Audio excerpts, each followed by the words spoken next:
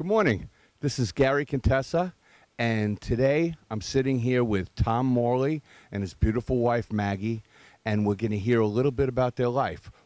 I'm not here to ask them about their horses and who we can bet on. I'm here to hear about the real people, the real Maggie, the real Tom Morley, what life is like together, their beautiful children, and just hear a little bit more about their life that you probably didn't know.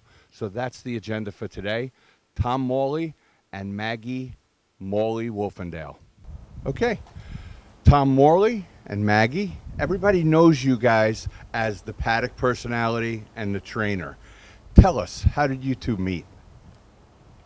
We met here, funnily enough. I had come to New York for the first time with Eddie Keneally's string. I was Brendan Walsh's foreman. We bought 25 horses up here. And I think Maggie was galloping for Linda Rice at the time. No, Leah. Oh, Leah Giamatti, sorry. And I spotted her one day on the Oklahoma training track, and well, it took quite a long time for the chase to be successful, but certainly the chase was on at that point. Did she shut you down pretty good at first? Let's put it this way: it took until Halloween until she talked to me. So it took a while. Yeah. Wow. Well, it was worth it, right? Yeah. Yes. You two have two beautiful kids. I mean, two of the most beautiful kids. They should be like Gerber babies.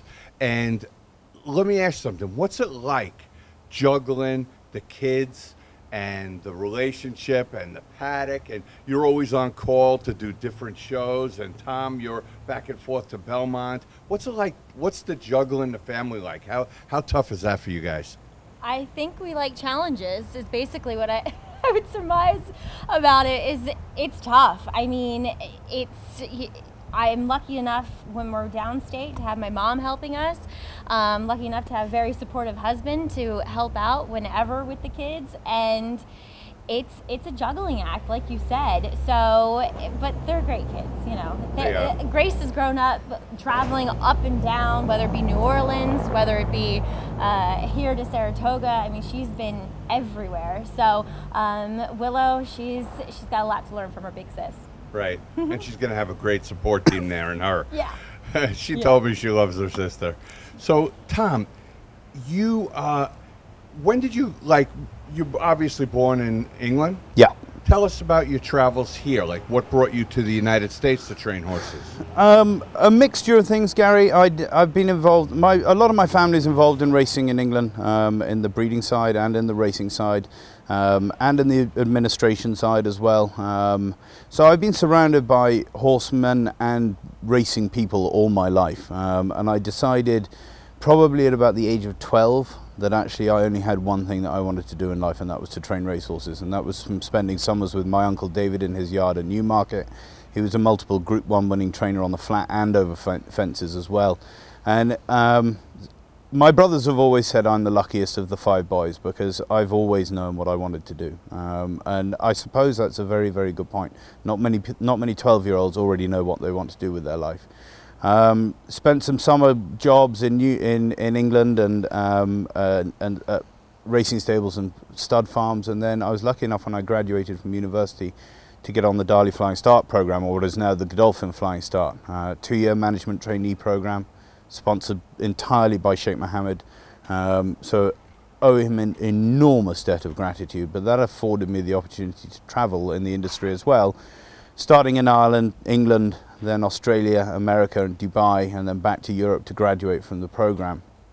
I went straight to Newmarket to work for Jerry Menazida for 4.5 years as his assistant. And again, Jeremy is obviously started training in California himself, and so America was a very, very big deal to us, even though we were based in Newmarket. And he'd obviously won the Breeders' Cup Juvenile with Wilco, and we brought Awesome Act over to win the Gotham on his first start on dirt. He went to the Derby, and we won 2 divisions of the Jamaica while I worked for him. So although I was based in Newmarket, I was exposed to American racing a lot. And at the end of my time with Jeremy, he suggested that I come here for 18 months work experience, get a job in a barn here, learn the American way of doing things before going home and starting training. I followed the first piece of advice. I came to America, I went to Eddie Keneally's, and I never left.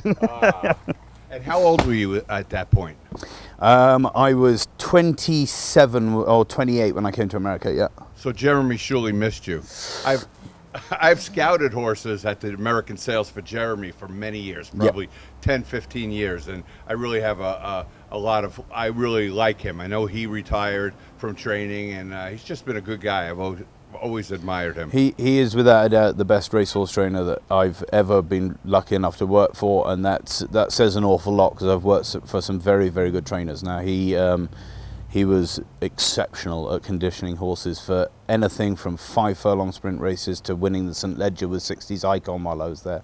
Would you ever consider, or is it a desire maybe on your bucket list, to, if you have the right horse, to go back and win at Newmarket or go back and win at Royal Ascot? Absolutely. It was certainly a part of the game plan with Carrick that we would try and take him back as an older horse to Royal Ascot or to York. York in August is my favourite race meeting of anywhere on earth. I'm a Yorkshireman through and through, and that's a 40,000 person crowd for 3 days, and they are there for the horses and to have a great time. And so, you know, the Nunthorpe and the International are 2 tremendously prestigious races there. So yeah, but you've got to have the right horse. I mean, you look at what Graham did at Royal Ascot this year. He knew how good Sharing was, and he had the guts to take her over there, and she ran her eyeballs out. And I think the whole of that team feel that now Oisin Murphy had one ride on her, that he thinks he'd win that race given a second go at it. Right, right. I mean, it's big. I tried to go there with Manhattan Dan a few years ago, and everything has to fall in place. Yeah. So many plans and so many things that could stop it from happening. Yeah. Maggie, you too grew up in this business. I knew of your dad, but I didn't know him personally. But what was it like growing up, the daughter of a horse trainer? What was it like going through high school? What was your life like back then? Well, my dad, you know, a lot of people say, well, you must have been a daddy's girl or something like that. Not the case whatsoever. But lucky enough that my mom totally involved in the horses as well. So I was immersed in it, you know, from the time I was born. I was riding the lead pony at the age of 2 around the shed row. So I learned a lot from my dad through example and observation about horses and stuff like that, as far as, you know, training them and what to look for, because he's a man of very few words. He enjoyed mostly being with the horses and working on them, being in the stalls and watching them train every day. But my mom, she's the one who taught me how to ride, and for me growing up, where I did, it wasn't celebrated to be involved in horses. I was kind of looked at, you know, as this girl who was rich because I rode horses. Little did they know I was poor because we had horses, and that's how we made a living. True, Yeah. People don't understand that. Exactly. They think if you have a horse, you have money. The money's got 4 legs. It's in the field over there. Right. There's no They money. eat your money. Yeah. Right. So, but I loved showing horses as well. I've always been involved in a very big proponent of OTTBs, taking horses off the track and retraining them. So that's kind of what I grew up doing as a teenager, and then fell into galloping horses because that's what I needed to do to make money to get through college. Right. Did you, when you were in high school and college, are you thinking, I'm going to be a trainer when I get out? Or what is your mindset? What are you thinking when you're going through schooling? Absolutely not. I knew, being the daughter of a trainer, I did not want to train. Always plan B if I needed it. Got my trainer's license when I was 21. You know, I thought, now, what can I do in this industry where I can earn a paycheck every week? You know, and have a dependable income. But too, I loved growing up watching the people on air and handicapping and reading a forum and all that. So it's really, my job now is just the perfect combination of all the things I love about the industry and what I love to do, you know, for a profession. She gets the stress of being a trainer anyway if she's married one. No kidding. silly What a girl. perfect, like I said in the very beginning, you guys are the perfect power couple. The trainer, the paddock personality, and you get to ride that roller coaster, Maggie. Yep. One day, you know, I'm training horses at Belmont, and one day I look up and you're standing there. What brought you from Maryland to New York? How did that happen?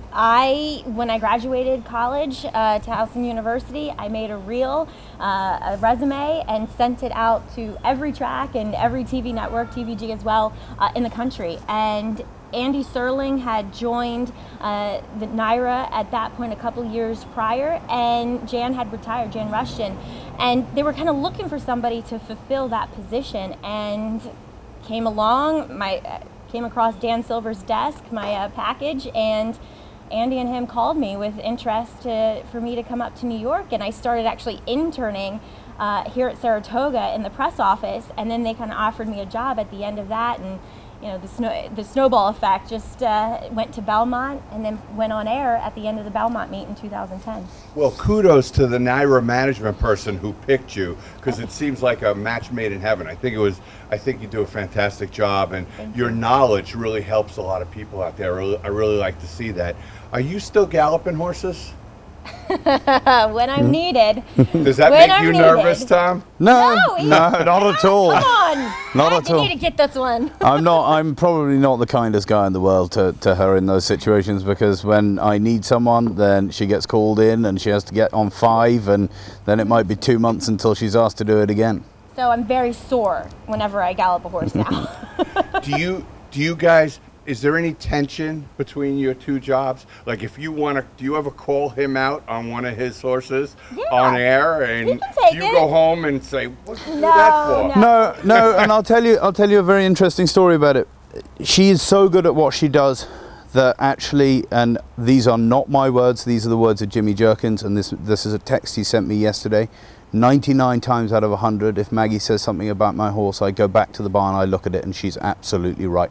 And I thought that was, he just sent me a text in the middle of the afternoon yesterday, and it made me think about it. And 99, I mean, I ran a horse at Belmont, and she called him out for being fat in the paddock. Now, he won, but in one more stride, he would have been beaten. He blew for 37 minutes after the race, and he lost 10 pounds and brought him up here.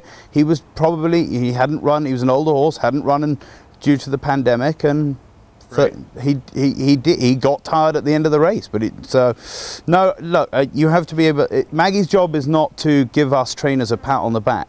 She is there for the general public and the punter, and to give her opinion on the horse flesh in front of us, not to make us feel good. Good, I like that. And he's great, because once we come home, all work is totally pushed aside. Now, granted, we'll talk about horses. You know, we'll talk about a horse that ran, or horses that have run big races and that, but it's never any tension like that. So right. Do you ever come home and say, Tom, can you believe what happened today? Oh, yeah. Of course, right? Oh, yeah. And I'm sure those stories are fantastic as well. Absolutely. Wow. Well, that's good, because one time, I'll be honest with you, one time as a trainer, Maggie called out on one of my horses, and I was incensed because I didn't agree. But from that moment on, I got to be honest with you, every time you called out one of my horses, I went back there and said, take that horse out. I want to have a look at that, because I started to realize how good your opinion was. Well, I really appreciate that. I really did. Absolutely. But at first, it hit me like a brick. Sure, I understand. I get it. I totally get it. And look, I can, being in New York for as long as I can, I've developed that thick skin, and right. And you have a right to be angry or upset, because it's not easy to hear. And plus, your horses are your pets. Not pets per se, but they're your pride and joy. Right. That's your lifeblood, your work that you're putting out there, and somebody's critiquing it. So it's always going to be tough. The other difficult thing, I think, as a trainer, a hands-on trainer like you are and I am, is you see them every single day.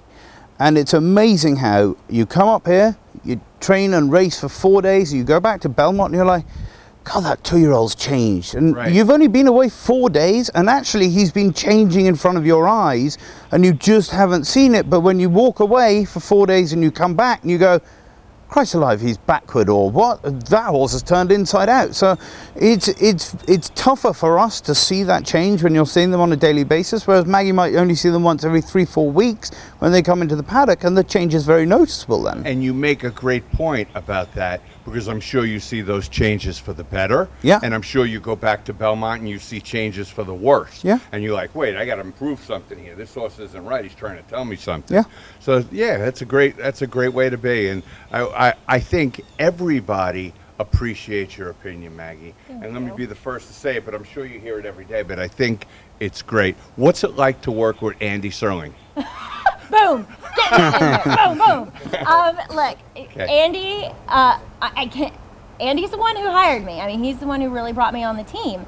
And I know people watching, you know, from at the television, watching him on TV, he can be a tough pill to swallow, but he's also very entertaining. That's kind of his thing, you know. But for me, working with him personally, there were some rough times in the beginning because Andy he's a perfectionist himself, and he expects that from you.